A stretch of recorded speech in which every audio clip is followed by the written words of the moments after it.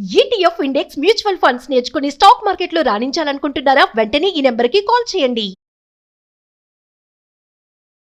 అందరికీ నమస్కారం. నేను Swaroopa Potlapalli. Welcome to Suman TV. Software engineer Vijayashanti Reddy తన 2 పిల్లలతో సహా సూసైడ్ చేసుకున్న ఘటన ప్రతి ఒక్కరిని కంటతడి పెట్టిస్తోంది. తాను చావడమే కాకుండా తనతో పాటు తన 2 పిల్లల్ని తీసుకువెళ్ళాలి అనే ఆమె నిర్ణయం వెనక ముఖ్యంగా ఒంటరితనం, డిప్రెషనే కారణమని పోలీసులు తేల్చారు.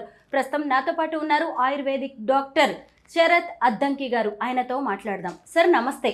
నమస్తే అండి. మీరు కూడా చూసి ఉంటారు సార్, విజయశాంతి రెడ్డి అనే ఆవిడ ఎంతో చదువుకున్నారు, సాఫ్ట్వేర్ ఇంజనీర్గా పనిచేస్తున్నారు, టీమ్ లీడర్ కూడా. అలాంటి ఆమె చనిపోవడం అనేది ఇప్పుడు ప్రతి ఒక్కరిని కూడా ఆలోచనలో పడేసింది. మీరు ఈ ఘటనని చూసినప్పుడు, ఈ కేస్ స్టడీని గమనించినప్పుడు మీకు ఏమనిపించింది సార్? ప్రధాన కారణాలు ఏమని మీరు అనుకుంటున్నారు? నేను ఇన్ జనరల్గా స్ట్రెస్ గురించి మీకు ఎక్స్ప్లెయిన్ చేస్తాను and how this can lead to chronic depression. So మనము బేసిక్గా అర్థం చేసుకోవాల్సింది ఏంటంటే, యాజ్ అ హ్యూమన్ బీయింగ్ మనందరికీ we want to be something, but sometimes ఏమవుతుంది, we will be something else. For example, let's say I want to become a doctor. నేను for some reason, family reasons వల్ల I will end up doing something else. So everyday నేను ఏదో other profession చేస్తున్నాను which is other than what I really want to do. ఇక్కడ ఏమవుతుంది, దీనివల్ల ఒక రకమైన కాన్ఫ్లిక్ట్ క్రియేట్ అవుతుంది. అదొక రీజన్.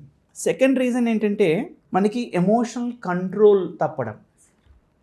ఎమోషనల్ బ్యాలెన్స్ అనేది చాలా ఇంపార్టెంట్. ఎప్పుడైతే మనకి ఎమోషనల్ బ్యాలెన్స్ తప్పిందో అప్పుడే మనము కొన్ని డెసిషన్స్ విచ్ వీ థింక్, బయట నుంచి మనకి ఏమనిపిస్తుంది, ఎలా చేస్తారు అనిపిస్తుంది. కానీ ఎప్పుడైతే ఆ లైన్ క్రాస్ అయ్యామో, ఎమోషనల్ బ్యాలెన్స్ తప్పిందో, అప్పుడు ఇటువంటి అవడానికి చాలా ఛాన్సెస్ ఎక్కువ ఉంటాయి. ఇంకొకటి ఏంటంటే అండి, this always a conflict between conscious and unconscious mind. ఇది కూడా ఒక ఛాన్స్. ఇటువంటి అప్పుడు కూడా మనకి స్ట్రెస్, క్రానిక్ స్ట్రెస్ రావడానికి ఛాన్సెస్ ఉంటాయి. సో అల్టిమేట్గా క్రానిక్ స్ట్రెస్ అనేది it's a destroyer from inside. It destroys us from లోపల నుంచి మనని డిస్ట్రాయ్ చేస్తుంది. విజయారెడ్డి గారు స్ట్రెస్లో ఉండవచ్చు. ఎందుకంటే ఆమె ఆఫీసు ప్రెషర్స్ ఉంటాయి. ఇటువైపు చూసినప్పుడు హస్బెండ్ దుబాయ్లో ఉన్నారు, పిల్లలిద్దరు కూడా హాస్టల్లో చదువుకుంటున్నారు. అలా అది ఒంటరితనానికి, డిప్రెషన్కి దారి తీసి ఉండొచ్చు అంటారా? ఆ పర్టికులర్ కేసులో నాకు ఇన్ఫర్మేషన్ డీటెయిల్గా తెలియదు. కాకపోతే ఏంటంటే, యాజ్ మీకు చెప్పినట్టు modern day women who is a professional, who is a home maker and also have lot of other responsibilities, వాళ్ళకి మామూలు వాళ్ళకన్నా స్ట్రెస్ అట్లీస్ట్ ఫ్యూ టైమ్స్ ఎక్కువ ఉంటుంది. అది మనందరం ఎక్నాలెడ్జ్ చేయాలి. అందుకనే we need to support women who are professionals and who's also mothers. మీరు అన్నది కరెక్టే సార్. నేను కూడా ఒక వర్కింగ్ మదర్ని. మాకు కూడా అలాంటి స్ట్రెస్ ఉంటుంది. బట్ దీన్ని ఎలా కనిపెట్టాలి సార్? మేము ఇంత స్ట్రెస్లో ఉన్నాము, లేదంటే లోన్లీనెస్తో ఉన్నాము, డిప్రెషన్లోకి వెళ్తున్నామని మన చుట్టుపక్కల ఉన్న వాళ్ళు ఎలా తెలుసుకోవచ్చు? ఫస్ట్ మనం ఎలా తెలుసుకోవచ్చో చెప్తాను సార్. ఎందుకంటే కార్ల్ యంగ్ చాలా సంవత్సరాల క్రితం, 100 సంవత్సరాల క్రితం ఏమన్నారంటే, modern man and women are going away from nature. అంటే వాళ్ళు అతను ఏమన్నాడంటే, మనము హోల్గా ఉండట్లేదు. What is whole? We are complete. So modern man and women are not complete అంటున్నారు. సో అంటే మనకి మన బాడీ నుంచి డిస్కనెక్ట్ అవుతున్నాం. మనము అది ఇచ్చే సిమ్టమ్స్ని మనం రియలైజ్ అవ్వట్లేదు, రికగ్నైజ్ చేయటం లేదు. క్రానిక్ స్ట్రెస్ వచ్చినప్పుడు చాలా సిమ్టమ్స్ వస్తాయి. ఒకటి వచ్చి హెవీ బ్రీదింగ్, స్వెట్ రావడము, తర్వాత బ్లడ్ ప్రెషర్ పెరగడము, విజన్ టన్నల్ అవ్వడము. అదేవిధంగా మన అడ్రినల్ గ్లాండ్స్ కొన్ని హార్మోన్స్ రిలీజ్ చేస్తుంది, stress hormones. One of them is cortisol. That also మన ఇమ్యూనిటీని కూడా సప్రెస్ చేస్తుంది. సో ఇవి మనం కొంచెం జాగ్రత్తగా చూడాలి.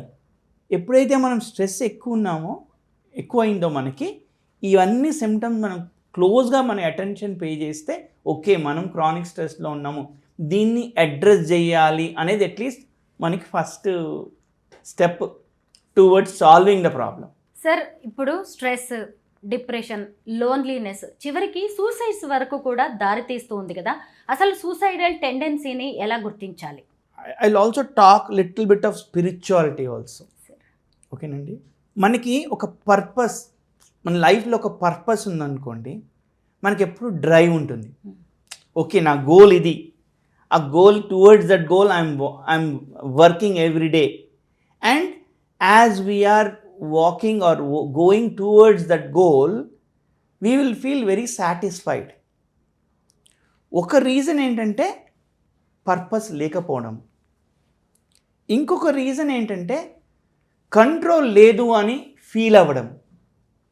దట్ కంట్రోల్ లేదు అని ఫీల్ అవ్వడానికి there can be many situations.